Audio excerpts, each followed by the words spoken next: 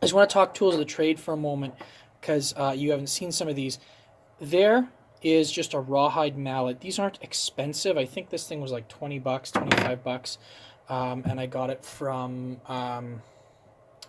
Faree's Tools online. I'll put a link in the description below for Faree's, for Vota, and there's one other one I can't think of off the top of my head, but I will find them and I'll put them on there. Another tool of the trade here, you're not going to believe this, these are parts of a drumstick. And I chopped them up because they are great for tapping on when you need to make an adjustment to a key, and varying lengths make a difference when I'm trying to work with stuff. I think you've all seen flute swabs, and they've got this notch in them. That's for tuning, and that's important. I use contact cement when I am attaching my pads. More about that later, but I use contact cement, and I use the cheap stuff on purpose.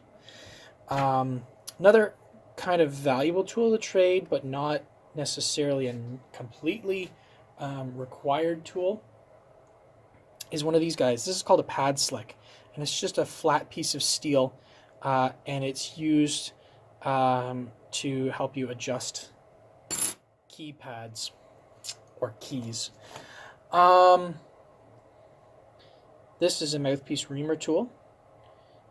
It's made for brass instruments, so it's got multiple different tapered sizes here, and you just slot it in, use it to force open the edge. Sometimes you have to tap the end into place, and then you tap around the mouthpiece edge to flatten it to this, and that'll bring your mouthpiece back to round.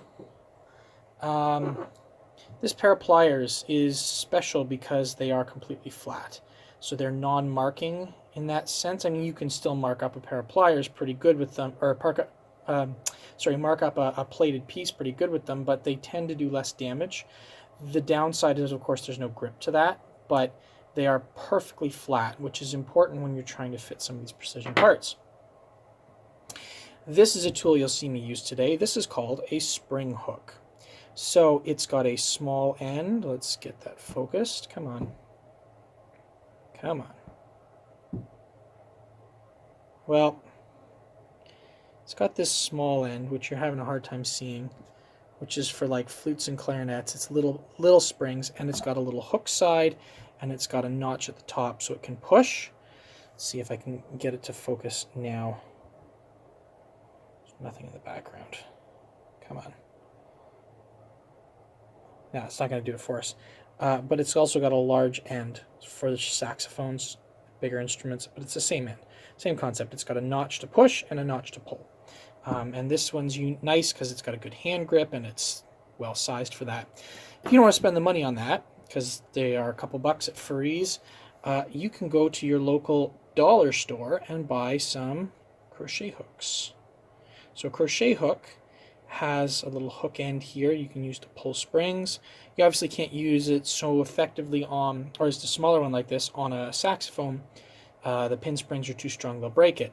But to get the push end, you take this end and you run a hacksaw or a file through it. You can't see it on this camera, but you can kind of see the line there where I've started this one. So this one you can use to push and to pull. And now these ends do snap off fairly frequently, but when you're paying, 50 cents for a pack of 3, it's not a big deal. Okay, so those are some of the tools I wanted to discuss with you before we got started.